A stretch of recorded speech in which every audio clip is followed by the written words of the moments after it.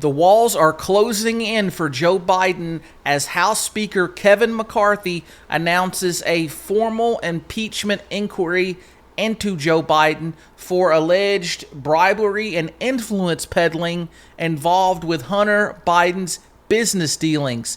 This is actually huge news. It has very big political implications.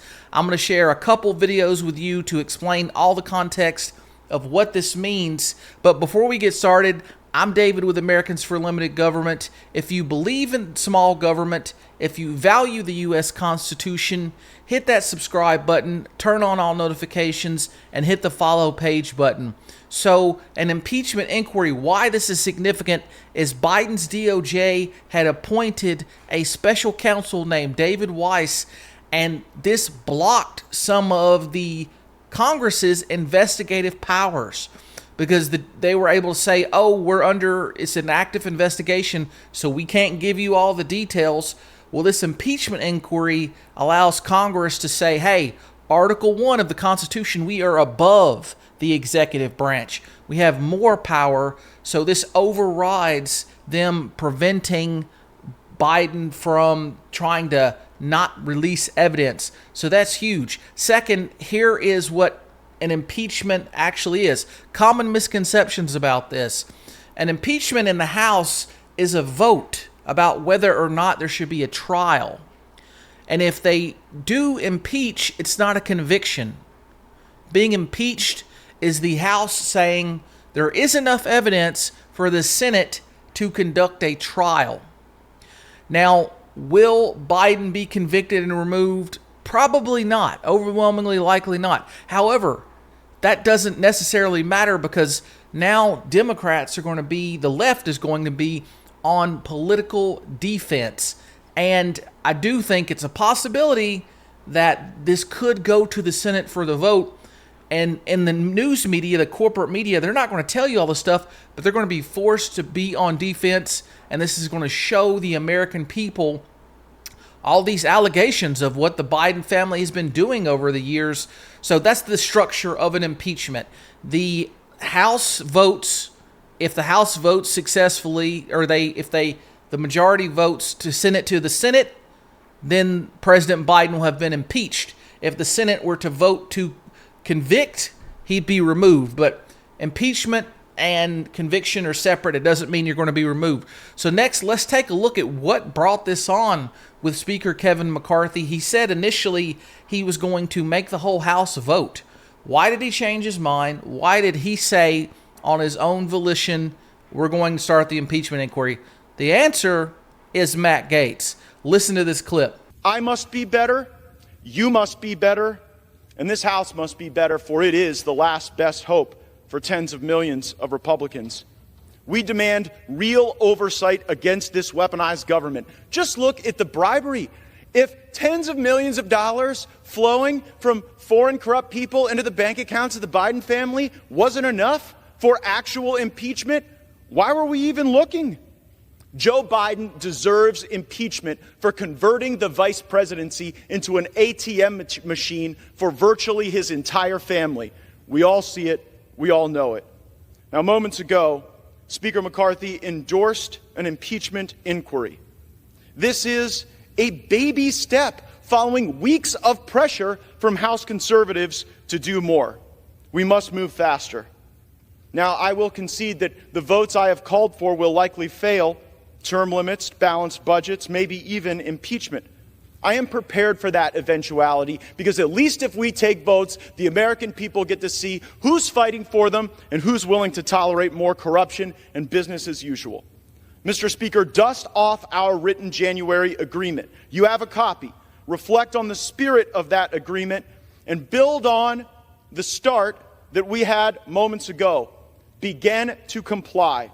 No continuing resolutions, individual spending bills or bust, votes on balanced budgets and term limits, subpoenas for Hunter Biden and the members of the Biden family who've been grifting off of this country, and the impeachment for Joe Biden that he so richly deserves. Do these things or face a motion to vacate the chair. And let me alert the country, a motion to vacate might not pass at first, but it might before the 15th vote. And if Democrats bail out McCarthy, as they may do, then I will lead the resistance to this uniparty and the Biden, McCarthy, Jeffries government that they are attempting to build. I know that Washington isn't a town where people are known for keeping their word. Well, Speaker McCarthy, I'm here to hold you to yours. There you go. Matt Gaetz is not having it. And interestingly, this speech on the House floor was after Kevin McCarthy announced the formal impeachment inquiry. So I think there is a lot of political pressure on Kevin McCarthy to make sure that this is a legitimate effort, that they actually look deep and hard into the evidence, because you heard Matt Gaetz said, we will vacate the seat if you do not comply. So you're seeing a split in the party and how things are going. But what are the allegations? Just to specifically remind everyone, there are bank accounts that receive money from foreign companies straight to the Bidens. Some of them went through shell corporations. It was over $10 million, and it was during pretty much Biden's whole vice presidency. I'll let Speaker McCarthy talk about the actual charges. Listen to this, or the allegations. That we were gone in the weeks, House Republicans have uncovered serious and credible allegations into President Biden's conduct. Taken together, these allegations paint a picture of a culture of corruption. Now, here's what we know so far. Through our investigations, we have found that President Biden did lie to the American people about his own knowledge of his family's foreign business dealings. Eyewitnesses have testified that the president joined on multiple phone calls and had multiple interactions. Dinners resulted in cars and millions of dollars into his son's and his son's business partners. We know that bank records show that nearly $20 million in payments were directed to the Biden family members and associates through various shell companies. The Treasury Department alone has more than 150 transactions involving the Biden family and other business associates that were flagged as suspicious activity by U.S. banks. Even a trusted FBI informant has alleged a bribe to the Biden family. Biden used his official office to coordinate with Hunter Biden's business partners about Hunter's role in Burisma, a Ukrainian energy company. Finally, despite these serious allegations, it appears that the president's family has been offered special treatment by Biden's own administration. Treatment that not otherwise would have received if they were not related to the president. These are allegations of abuse of power, obstruction, and corruption. And they warrant further investigation by the House of Representatives. That's why today I am directing our House committee to open a formal impeachment inquiry into President Joe Biden. This logical next step will give our committees the full power to gather all the facts and answers for the American public. It's exactly what we want to know, the answers. I believe the president would want to answer these questions and allegations as well. This effort will be led by Chairman James Comer at the Committee on Oversight, in coordination with Chairman Jim Jordan for Judiciary Committee and Chairman Jason Smith on Ways and Means. Now, I do not make this decision lightly. And regardless of your party or who you voted for, these facts should concern all Americans. The American people deserve to know that the public offices are not for sale, and that the federal government is not being used to cover up the actions of a politically associated family. Now, I would encourage the president and his team to fully cooperate with this investigation in the interests of transparency. We are committed to getting the answers for the American public, Nothing more, nothing less.